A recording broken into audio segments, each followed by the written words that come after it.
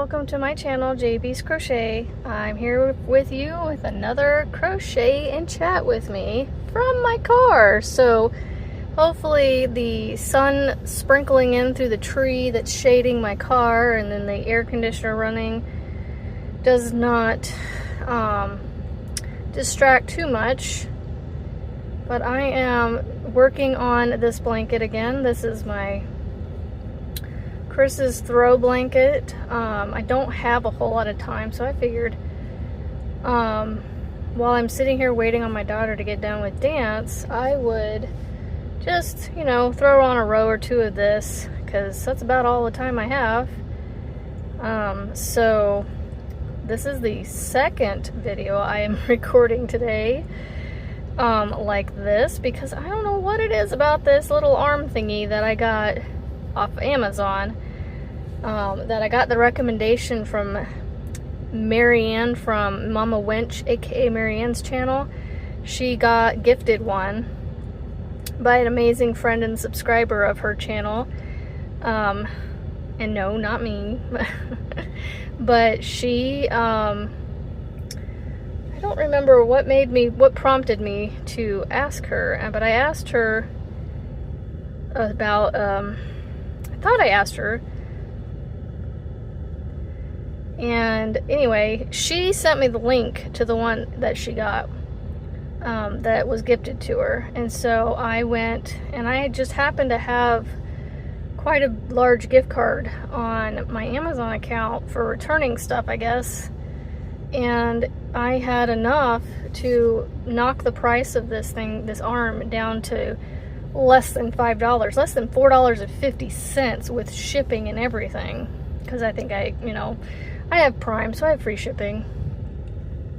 I have to admit, I kind of like the glitteriness, or the, you know, the blinkiness of the sunlight. It's just something about it's relaxing. Don't watch it too closely, you might fall asleep, because that's how relaxing it is. And it is that time of day, you know, the 3 or 4 o'clock hour where you just you start to kind of lose all the energy that you've had from the day. Or lack thereof if you didn't have any. But today marks our first Monday routine of having basically 4 hours of activities, because we have dance for 45 minutes and then we have dinner afterwards at some point at home, and we are having hot dogs and Kraft box mac and cheese, gluten-free Kraft box mac and cheese. So not my family's favorite mac and cheese, but it allows my middle child, my oldest boy, to have mac and cheese without it being something his diet should not include, because he's not allergic to gluten, but he is sensitive enough to it that when it builds up, it causes you know, his gut to be unhappy. Not necessarily like, sometimes it can cause, you know, bathroom issues, but not really. But it's more so that his gut gets unhappy to the point that it, you know, affects his overall health of his body, like having sinus issues, and having a overproduction of mucus in his sinuses, and so therefore it's a domino effect with him. So, like, you know, when the gluten builds up in his system, it, you know, like I said, it affects his gut health, and which in turn affects his sinuses, which in turn causes him illnesses. And yes, he is my special kid. He has had mono before he was 10 years old.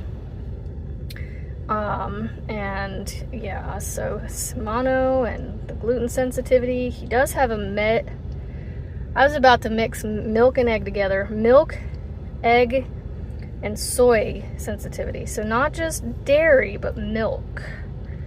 So, like, or was it dairy? See, I need to go back and look at his paper, because I get it mixed up. Because there's a difference between dairy and milk. Because typically when you think dairy, it comes from a cow. but you can also get goat milk in the dairy section. So we provide him with goat milk. I try to limit him on now soy is a tough one. It is literally in almost everything. Like, it is so hard to eliminate soy completely. Now, I mean, I know I can if I really worked harder at it, but it's, the soy isn't a huge sensitivity to his system that it causes that much issue, but which reminds me, I need to get him some goat milk so that way he's not continuously drinking the cow's milk, because there's something with the cow's milk protein that is what causes his issues, not that it's got the lactose in it. Because I asked about that, buying him lactose-free milk, and I was told that it wasn't the lactose that he had a sensitivity to. It was like oops, I just hit the phone, sorry. The phone holder. But there's to do goat milk. So I can do goat milk for him, and it is less it's also better for your system, the goat milk. Somehow our bodies digest and break down goat milk better than cow's milk. But anyway, so yeah, I buy as much gluten-free items as I can, so that way, he's not excluded. And I think 100% of our meals are made to where he can have everything we have. So like when I make spaghetti with gluten-free noodles. When I make anything with pasta, I make it with gluten-free noodles, gluten-free pasta. And oops, I keep hitting the phone holder thing. It's right in the line of my hand, like going like this. And then, so yeah, anything I can change to gluten-free, I do for him. Like, I love the fact that they have gluten-free Oreos now, so he can still have his, his junky food, and still feel like a kid and have all the junk food like we all do. And he can still have a lot of chips and cereals, because those are made with like potatoes or rice or corn, or and then like we do tacos, he eats the corn flour, the hard shells that are made out of corn flour. And then they do make gluten-free tortilla shells, but he doesn't, the soft ones, he doesn't really care for those because they fall apart. They don't really stay together. If it was better at staying together, it probably wouldn't be such a big issue. And honestly, I'm sorry if I'm boring you with all this talk about gluten-free eating. And honestly, I'm not doing this to warrant anybody to, give me any advice necessarily on it, because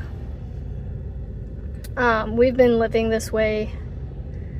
I've been buying the things that I buy for him for a couple years now, so we're well practiced in the art of eating gluten-free with him. And then, I make sure he has his breads and his, he does still eat yogurts, which does have milk in it, but, he doesn't have them every day, and it doesn't really seem to affect him too much. And again, the milk, egg, and soy for him is one of his milder sensitivities, so they're not as big of an issue for me to keep out of his diet. It's more the gluten that, even for, the rest of us, we should all be eating gluten-free, to be honest. From past knowledge that I've learned, that, our bodies were not created or designed to break down gluten very easily. And that's a lot of, so anyway, yeah, let's get off that subject. I'm done. I think I've kind of beaten that gluten-free diet with a bat now. So yeah, like I said, we have dance, and then we have dinner, and then I guess all of us have our troop are doing something together tonight, or not together, but as like both troops are doing something tonight, because I was not aware that the boys were doing anything with their trail life troop tonight, but the AHG troop, the regular meetings have not started. They will start next week, but on this off week they're taking the opportunity to meet at the same time as they usually do for regular meetings, but and it's not the whole troop. The AHG, the American Heritage Girls troop, the whole troop is not meeting tonight. It's just the older girls, the unit levels that my daughter, the 2 higher levels that my daughter is in and will be in eventually, are meeting tonight, just to kind of get their year started. You know, what they should expect for the year, and all this and that. And there's an orientation meeting for new parents, or, you know, new people that are new to the troop, to the whole troop.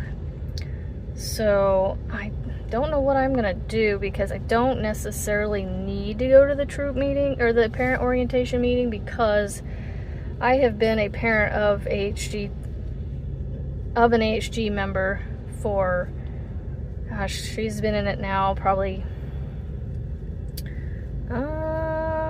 let's see, she started when she was 5, I think, and she's 13, so I think she's going on her 8th year in a troop of some kind. So alright, well, I'm done with that row. I'm gonna move on to my next row, and I got 20 minutes. Let's see if I can get 20 minutes. Oops, I keep hitting this pole. Dizzy. So anyway, I try not to be too much, you know, talkative about our schedules, but, you know, I'm not giving you exact times or anything, but we are busy. It's officially our busy season, our busy, you know, even though we homeschool our kids, we have to wait on typically most of the activities that we participate in, we have to wait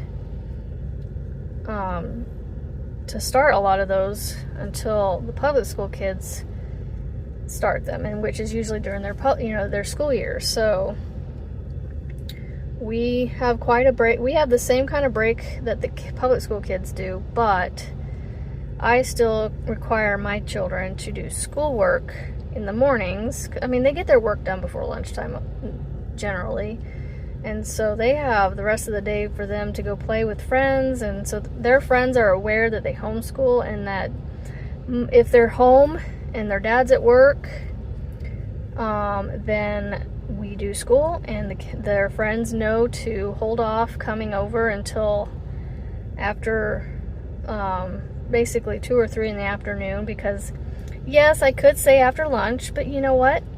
This mama doesn't want friends over until, you know, I want a couple hours of quiet time of just, you know, not having to worry about kids in school. And so I just am like, you know what? 3 o'clock, they can be over here, and you guys have, you know, 2 or 3 hours to play before dinner, and then a little bit of playtime afterwards, or hanging out time, and then they go home. But most of the time we make the kids get home around 5:30, so that we can have dinner and, you know, spend some time with Daddy while he's home. So things may change as they get older, because, you know, we have our first teenager, and we have a second one in the ranks coming up in a couple years, and then God forbid we make it to did I say that right? No, God willing, there we go. We make it to our 3rd child's teenage years, because he is definitely testing us as parents. we have had to turn off the Wi-Fi to all of our TVs in our house because, yes, I'm going to admit this, my children sneak away from me and are very sneaky and try to hide the fact that they are doing things that they shouldn't be doing. But yet they get caught almost every single time. And yet they still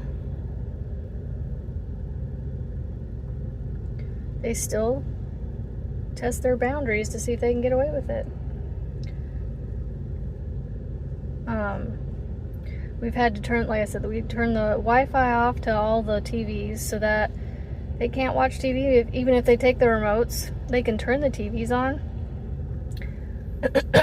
but they cannot access any of the TV watching parts of it because it requires internet even to stream our movies that we have. And because it's, we have to sign into an account, our Google accounts on these TVs. And so therefore it requires internet for the TVs to work because we don't have cable or satellite or anything like that. We have all streaming stuff. And I hate that I have to do that with them. But it is what it is. We have to do what we have to do to get them to, to listen. And you know what? They're playing outside more. It's getting cooler during the day, so they're spending a lot more time outside, which is nice. And then they have Nintendos. They all have Nintendos of their own, which they cannot play because we have the time limits set to 0 on them. Because again, the youngest was, sneaking away with them and playing on them. And so it's definitely a learning curve for me and my husband and I with the whole raising kids in a technological world and, trying to keep them active outside and sorry, my throat just not clear. And not sitting in front of the TV and video games all day. That's the one that I don't mind if they play them. I just don't want them vegging out in front of them for 8 hours a day. And it affects their attitudes too, because the youngest is quite a handful when he dies or he feels slighted in his games, like something was done to, on purpose to make him mad or whatever. And yeah, and he's so stubborn, like just trying to teach him.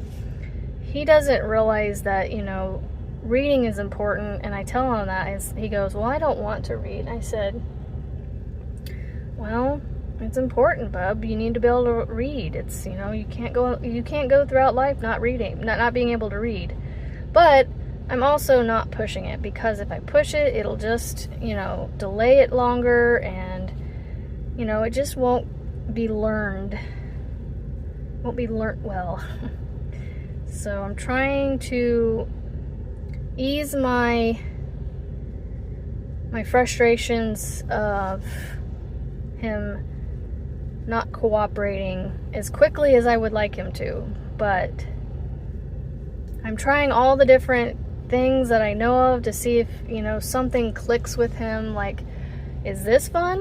What about this? Is this, what is, the one that is clicking is on a computer, and I really wish that I could get him off the computer, because all he wants to do is do the one that's on the computer, because it's quick, it's fast, and it's online, it's on a computer, it's a technology. So I'm trying to find a, physical book curriculum that, and I have All About Reading, which is a hands-on, not a lot of writing. It's literally just manipulating paper, cutting paper, and making it, just moving paper around and reading it. But I don't know that he's quite ready for it, which I just gotta, like I said, I gotta just kind of take a breath, take a step back, and, just allow him to learn at his pace, and remember, that's why I'm homeschooling. So I'm almost done with the second row. Oh my goodness, y'all, this is awesome. And hopefully with all my talking, I've kept my pattern correct, because I have had to fix it once already. So I'm gonna go back and check and make sure I have a V and not just a single post in each iris stitch from below, and make sure it's all kosher and comfy and cozy and ready to go for the next row. And I'm getting super close to being done with this purple, so here is the last one. So I hope you guys enjoyed this, and I didn't ramble too long about certain things, and I didn't bore you, and I have about 10 more minutes before my daughter gets out, so I'm gonna wrap this up, and I will see you guys on the next video. So don't forget, it's a beautiful day to be kind and positive and to make something beautiful. And I will see you on the next video, friends. Bye!